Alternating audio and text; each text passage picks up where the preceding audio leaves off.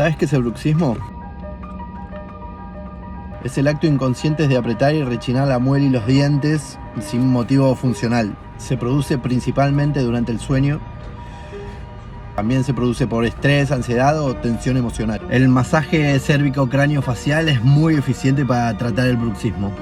Probalo. Para aliviarlo podés hacer presión sobre los músculos del ATM